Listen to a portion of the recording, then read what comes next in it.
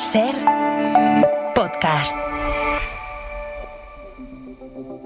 Hoy por hoy Magazine.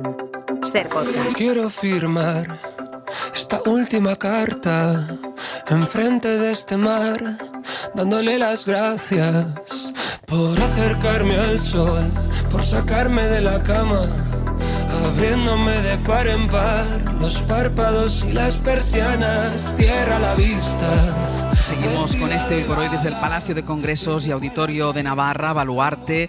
¿Saben quién ha aparcado hace un ratito su bibliobús en la puerta? Pues Antonio Martínez Asensio, que como siempre viene cargado de libros. Antonio, ¿Qué tal? Buenos días. Muchas gracias. Pues mira, acaba de salir el sol. Ahí mira, está dando acaba de el salir el sol y voy a poder comprobar también tu capacidad de concentración. Sí. Porque mientras tú estés hablando, Ainhoa Aguirregoitia se ha empeñado en hacer chistorra. Sí, y tengo que decirte que igual voy a hacer la sección así con la nariz tapada porque huele maravillosamente. Entonces, también para recordar a los oyentes que no están aquí, que lo pueden ver en directo, que pueden seguir el programa en streaming, porque así mientras vamos hablando de libros, ustedes también pueden ver cómo Ainhoa va cocinando chistorra. Son las cosas que tiene la radio.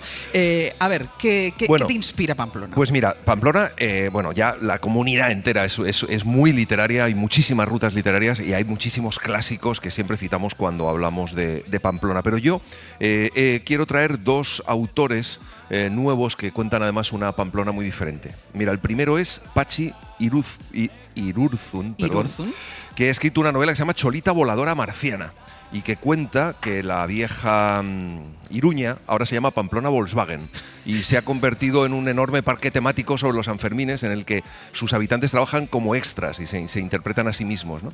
Y en Bolivia Chiquía, uno de los suburbios, vive la protagonista Sami, que es la mestiza hija de una inmigrante boliviana y un extraterrestre de segunda generación que se matricula en la Facultad de Periodismo Belén Esteban. O sea, como ves, todo es muy...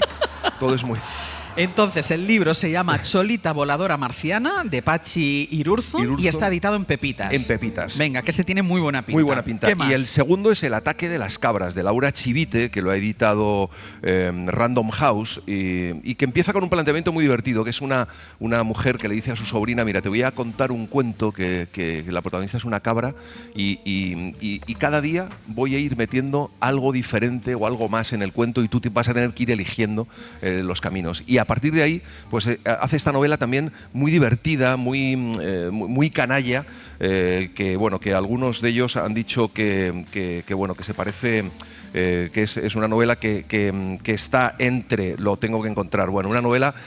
Yo le he dicho que se iba a despistar con una novela chistorra y ya está despistado. Estoy despistado, pero bueno. Laura Chivite, El ataque de las cabras, una novela también muy canalla y muy divertida, así que las dos novelas que traemos hoy son dos novelas muy modernas y que plantean un Pamplona muy diferente al clásico de siempre. Que esta está en Random House, El ataque de las cabras, de Laura Chivite. Y estamos hablando... ¿Dos o tres? ¿Cuál has dicho? ¿Cuántas traías? Dos, he traído dos, El ataque de las cabras y...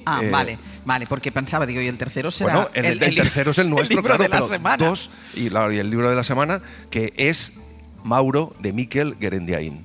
Miquel Guerendiain, Mauro, está editado por Los Aciertos y Pepitas, de las primeras novelas que descubren a un gran autor. ¿A ti qué te ha parecido?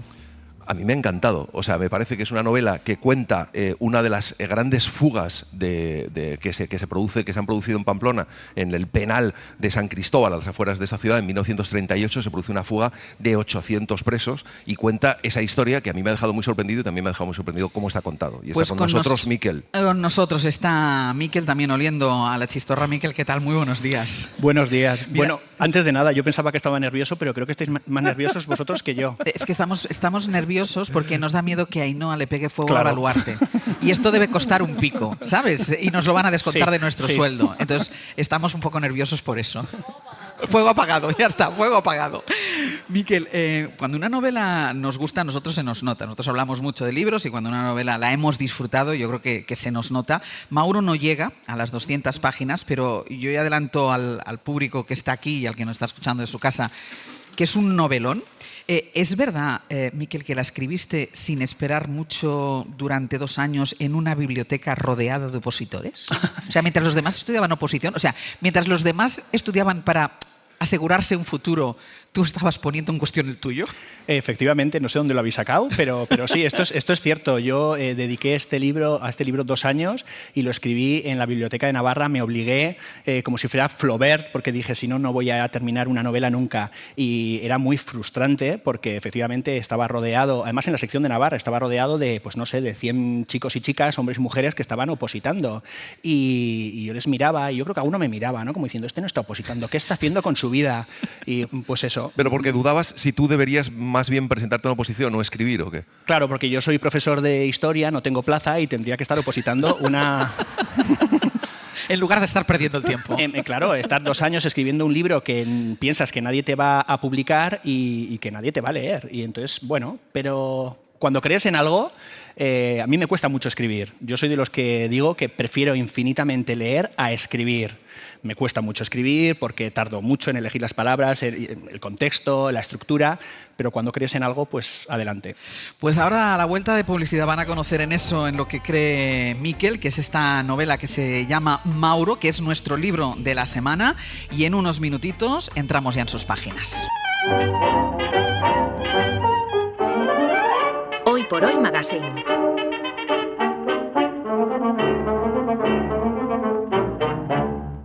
Ser podcast.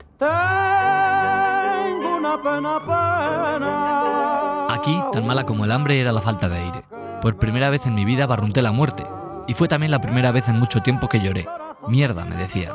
Mierda. Increíblemente, mis ojos se secaron con una rapidez asombrosa. Tranquilo, muchacho, todo pasará, me dicen desde hace semanas mis compañeros de cautiverio. Y esas palabras de consuelo me sientan peor que una patada en el trasero. La rabia alimenta tanto como un buen plato de garbanzos. Y no he tardado en aprender una difícil lección. Ver morir a tu compañero puede ser el mejor y al mismo tiempo más triste regalo que a uno le pueden hacer. Paradojas de la vida o de la muerte. Llevo varios meses aquí y en el patio hay quien comienza a decir que el turuta que toca rancho es medio tonto y que si nos organizamos bien, algo podremos hacer. Esto que acaban de escuchar es un fragmento de la novela Mauro, de Miquel Gerendiain, que está publicada en Los Aciertos y Pepitas. Es el libro que ha elegido Antonio Martínez Asensio para este viernes en Pamplona.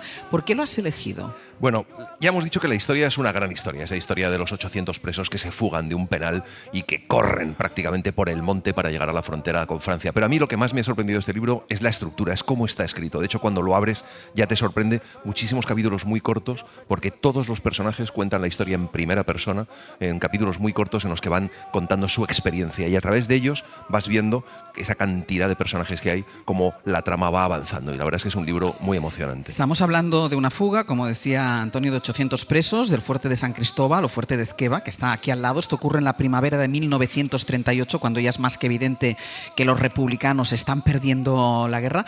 Miquel, ¿sigue siendo a día de hoy una de las fugas más grandes de la historia de este país? Pues de este país y hasta donde yo sé y los historiadores dicen, posiblemente de toda Europa de los últimos 250 años. No se tiene constancia de que haya habido una evasión carcelaria de tal magnitud. Y muy desconocida. Yo reconozco que yo no soy de aquí y yo no conocía este episodio de la historia. No os sintáis culpables porque aquí en Navarra la conocemos desde hace relativamente poco, 15 años, 20. La gente de los barrios que están junto al monte me cuentan que subían, gente que tiene ahora 50, 55 años, que subían al fuerte y bueno, se metían y tal, pero que desconocían la historia real de esta tragedia. ¿Y cuánto hay de real? Porque a mí me gustaría pensar, porque todos los personajes de la novela son muy entrañables, que bueno, que todos los personajes son reales. ¿Hasta qué punto todo lo que tú cuentas es en esta novela documentado? ¿Está de verdad documentado o es una novela basada en un hecho real? A ver, es una novela basada en un hecho real, pero claro, yo tenía que ser muy consciente que la primera parte, sobre todo, que es el penal, tenía que ser coherente con lo que había pasado. Entonces yo leí docenas y docenas de entrevistas a presos supervivientes que habían malvivido en este penal. Entonces yo no podía escribir esta novela sin saber la experiencia de esta gente. Y porque la primera parte, aunque los personajes son ficcionados, los nombres son inventados, prácticamente todo lo que cuento y las experiencias de estos presos son reales, ocurrieron. O sea, les pasó a otras personas. ¿Le pasó a alguien? Sí. Eso es. Y luego es verdad que yo me tomo mis licencias narrativas y acabo novelando, ¿no? Pero la huida también es bastante real, ¿no? Porque esto fue una cacería. Se organizó una batida enseguida y entonces empezaron a cazarlos, la verdad. Y eso también se plasma en la novela y yo quería que se plasmara. Luego ya los personajes del pueblo, que es como una novela dentro de otra novela, yo allá me libero.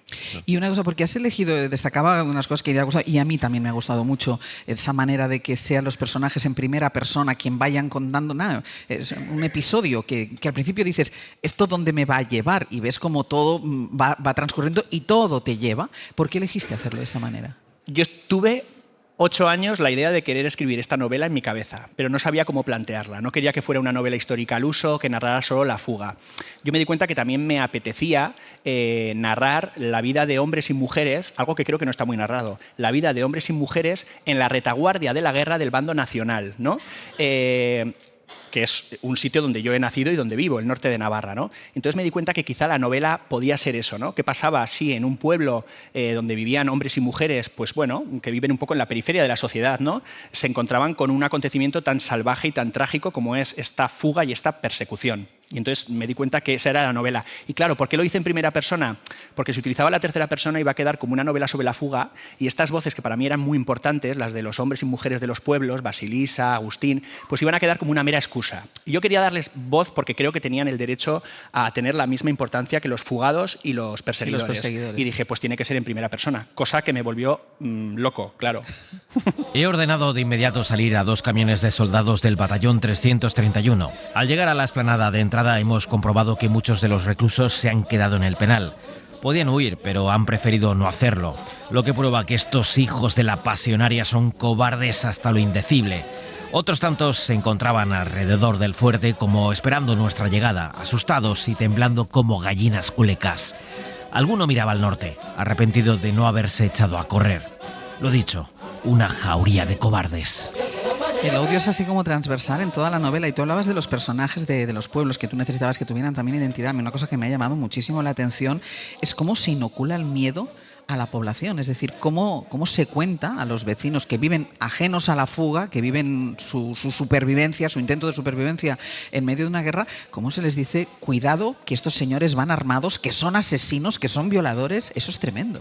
Sí, uno de los centinelas escapa y da el aviso aquí en Pamplona, en Iruña, y claro, enseguida se organiza la batida y lo primero que se avisa a los alcaldes, sobre todo, y a los vecinos y vecinas de los pueblos que hay entre Pamplona y Francia, sobre todo los primeros valles, es que se han escapado los rojos del penal, y entonces con rojos ya iba toda la coletilla, ¿no? Y les porque dicen que van armados. Violadores, asesinos, y que claro, si estaban en la cárcel era por algo. Cuando, no lo hemos dicho, ninguno de los presos de este penal tenía delito de sangre. Estaban allí por estar en el otro bando. Eso es. De hecho, hay un personaje maravilloso que es un profesor que es un tipo mayor y que, claro, echan a correr por el monte hacia Francia como si Francia estuviera aquí al lado. Pero, claro, pues se encuentran que están muy perdidos y es uno de los que, de los que más sufre, ¿no? Son personajes que no son, hemos dicho, reales, que los has inventado, pero podrían serlo, ¿no? Está el que odia muchísimo, que es el malo malísimo, es el antagonista de la novela, está este profesor, pues está también el director de la prisión, que a mí me parece también un personaje muy curioso, que vive absolutamente en otra realidad, ¿no? El director de la prisión, el nombre de mi novela es inventado, pero el director se comportó prácticamente como yo lo plasmo. Era un tío al que le importaba un pimiento si se le morían los presos. Claro. Y es más, después, porque esto fue una vergüenza para el franquismo, que en el norte de Navarra, en Navarra, desde donde salieron miles y miles y miles de soldados a defender las trincheras franquistas, ocurriera esto, pues bueno, hubo un juicio al director, al subdirector y a uno de los administradores. El juicio se hizo. Sí, pero no les pasó absolutamente nada. Fue una limpieza de cara y ya está. Les mandaron a otras cárceles y ya está. Y luego está el médico que lo soluciona todo dándoles una infusión. Sí, hubo 2 médicos. No tiene medios. Ya, no tiene nada. Hubo 2 médicos, uno mejor y otro peor, y yo he querido plasmar también al que intentó hacer algo y al que reclamaba al director del penal mejores condiciones, pero el director del penal le decía, haz lo que puedas y no te preocupes. Sí. Tenemos hambre. Desde hace días solo nos alimentamos de hierba, caracoles y gusanos, sin contar las cerezas que conseguimos robar ayer, justo antes de que su propietario saliera de casa con una guadaña en alto y acordándose de lo putas que eran nuestras madres. Es difícil estar más flacos de lo que estábamos en el penal, pero tengo la sensación de que nuestros pantalones están más holgados. Al bigotito se le marcan los huesos en las mejillas, aunque no sé, quizá su rostro sea idéntico al de semanas atrás. La escasa luz de los pabellones no ayudaba a distinguir sus facciones con claridad. Según mis cálculos, teníamos que haber llegado a la frontera. No sé por qué me da que faltan muchos kilómetros todavía para poder sentirnos libres. Y si en la cárcel estaban mal, a medida que avanza la novela vamos descubriendo el sufrimiento, lo que supone para ellos la huida. Al despliegue militar y de voluntarios para cazar rojos se unen las difíciles condiciones personales, ambientales, del terreno. Pero a mí una cosa que también me hace pensar mucho es que sufren los dos bandos. Es decir, porque los fugados sufren por las condiciones, por la necesidad de supervivencia, pero en el bando de los perseguidores, bueno, hay algún hijo de puta, pero luego hay gente que ves, el pobre chaval que se ve obligado a pegar tiros a los... también hay sufrimiento en el otro bando. Bueno, es decir, hay personajes que piensas están en este bando, pero podrían haber caído del otro. Sí, esa era mi idea también, plasmar las diferentes caras de los dos bandos, ¿no? Y por eso pongo a dos personajes tan diferentes entre los perseguidores, ¿no? Que luego no son perfiles tan claros, porque luego también me gustaba jugar un poco con ellos. Sí. He intentado humanizar a todos los personajes. Con humanizar no quiero decir que sean buenos, porque la maldad también es humana, ¿no? Pero sí me apetecía perfilar y que no fuera tampoco una novela muy maniquea y que fuera un panfleto desde la primera página, porque yo para empezar me tenía que entretener escribiéndola. Y luego a mí hay una cosa que me gusta muchísimo, que es que cuando llegan al pueblo, quiero decir, nos cuentas todo lo que ocurre en ese pueblo también, que es un pueblo con las miserias de vivir en retaguardia, el hambre, al pobre hombre que su única esperanza es criar una cerda para que su familia pueda comer y que se la llevan para alimentar a los soldados. Quiero decir, todo lo que ocurre en esa trama, en ese pueblo, que de repente, bueno, pues sales un poco de lo que es la fuga y te concentras en lo que era esa retaguardia, ¿no? Eso está muy bien también. Claro, esto para quien dice que el franquismo fue una época esplendorosa, ¿no? Pues obviamente no, pero es que la retaguardia de la guerra, tanto de un bando como del otro, no era nada apacible y nada cómoda. Y tampoco para la gente que estaba un poco en este bando, en la retaguardia del bando nacional, pues por obligación. Y más si ellos y ellas pues no estaban plenamente de acuerdo con los ideales de lo que sus vecinos y vecinas defendían. Hay un personaje que yo es mi preferido en el pueblo, que es Basilisa, que bueno, que al principio no entiendes, dices, está loca, es tonta, pero que no es tan tonta, es una víctima de los abusos, es una víctima de la situación. Yo a los meses de publicar el libro me he dado cuenta que es la única o la más cuerda de la novela. Totalmente. Sí. Porque es una mujer que aparentemente está loca, habla con las lápidas del cementerio, tiene una relación un poco especial con el cura, no se lleva bien con la gente del pueblo porque le hacen una especie de bullying, ¿no? Sí. No se explica muy bien por qué, aposta, no lo explico, pero bueno, es un personaje que ha gustado muchísimo, que se podría titular la novela Basilisa en vez de Mauro, sí. Porque bueno, luego juega un papel muy importante. Es que va adquiriendo mucho protagonismo, claro, a medida que pasa la novela. Sí, sí, es un personaje que ha gustado muchísimo. La inmensidad del bosque, una oscuridad que todo lo engulle, ramas que fustigan mis brazos y maleza que araña mis tobillos, hayas de duros troncos como lápidas de piedra, árboles y más árboles, obstáculos que debemos sortear si queremos llegar a algún sitio, a un destino que desconozco. Hemos salido del pueblo, nos hemos empapado cruzando las piedras de la presa y nos hemos adentrado en el bosque como corzos huyendo de una cacería. Cuanto más me alejaba de casa, más tranquila me sentía. Como corzos huyendo de una cacería, los protagonistas se van acercando a la frontera, que por cierto, te decía antes, ayer me contó Miquel Ugarte que hay un GR, hay una ruta señalizada que hace el trayecto que teóricamente tenían que haber hecho los fugados. Lo que pasa es que ellos estaban muy despistados y no sabían exactamente hacia dónde tirar, no sabían dónde estaba Francia. De hecho, es una pregunta recurrente cuando se encuentran la gente. ¿A Francia? Claro, Francia? Había muy poco navarro aquí, porque eran hombres de muchísimas provincias donde había triunfado el alzamiento o territorios que habían sido conquistados, el norte, ¿no? Y entonces, claro, desconocían por dónde tenían que ir. Se lanzaron monte abajo y pues por donde podían. Y efectivamente hay una ruta y posiblemente haya gente aquí que alguna vez la ha hecho, porque es, bueno, habitual. Son 45 kilómetros monte arriba, monte abajo, o sea que tampoco es que dijeran, bueno, vamos a Francia, que está aquí al lado, ¿no? Sí, pero luego, ellos no tenían ninguna idea de dónde estaban. Y luego, en esa huida, a mí hay un personaje que me parece alucinante, que es una mujer que está allí disfrutando como de la montaña, allí tranquilamente con su perrito, y llegan estos persiguiendo y ¡pah! le pegaron un tiro al perro. ¿Sabes? Y entonces es como que de repente eres consciente de la diferencia que hay entre una realidad y otra, ¿no? De repente la gente envuelta en esta violencia de la huida y la gente que está viviendo en otro lado, pero bueno, también bajo la violencia de la guerra, ¿no? Sí, los dos últimos capítulos son como cortos y muy rápidos porque es casi una locura de final, ¿no? Y es casi el clímax del final y efectivamente ese personaje que está ahí plácidamente leyendo con su perro, pues eso, se encuentra con el final casi de la persecución. ¿Es verdad que de los que se fugaron casi 800 solo consiguieron cruzar la frontera 3?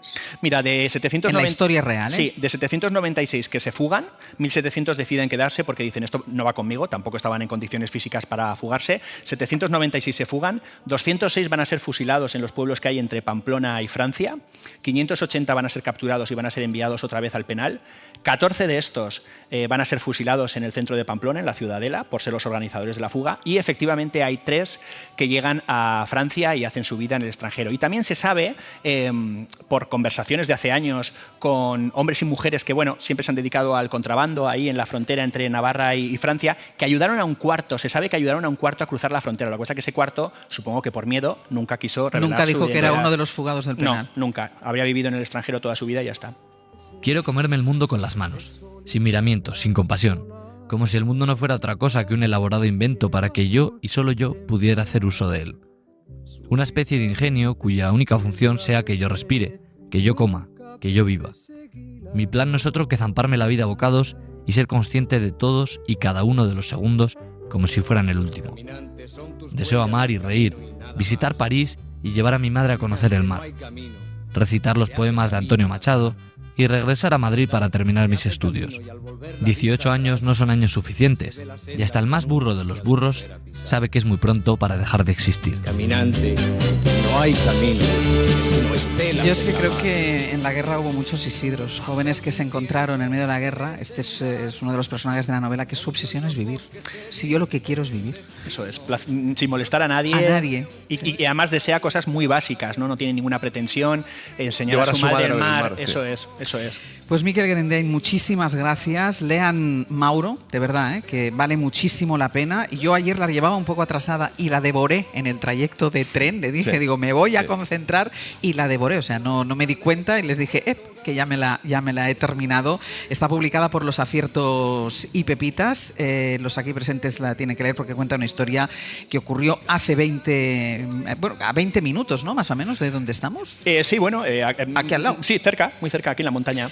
Y a los que nos escuchan también tienen que leerla porque es una parte de la historia, y ahora que vamos a empezar con la celebración de la muerte de Franco, la conmemoración de la muerte de Franco, yo creo que es un libro que encaja perfectamente en todo lo que estamos hablando de la memoria y de los problemas de la falta de memoria. Este libro es memoria y vale mucho la pena, Miquel, de verdad. ¿Alguna cosa más, Antonio? Bueno, no le hemos pedido a nuestro autor que nos done un libro, que le habíamos dicho que nos donara un libro, que nos dijo que nos iba a donar un libro de Jonathan Little. Sí, lo que no sabía es que tenía que traerlo. No tienes que ya lo compraremos nosotros. Vale. Yo voy a hacer en un libro una hora esta semana El Coyote de José Mallorquí, que también es memoria, es héroe, literatura popular absolutamente, El Coyote de José Mallorquí. Pues tampoco se pierdan un libro una hora, que como ustedes ya saben, es un programa que tiene un Ondas, que no lo puede decir todo el mundo. Antonio Martínez Asensio, Miquel, muchísimas gracias. Muchísimas gracias, he estado muy a gusto y gracias. Hasta luego. Gracias. Para no perderte ningún episodio, síguenos en la aplicación o la web de la SER, Podium Podcast o tu plataforma de audio favorita.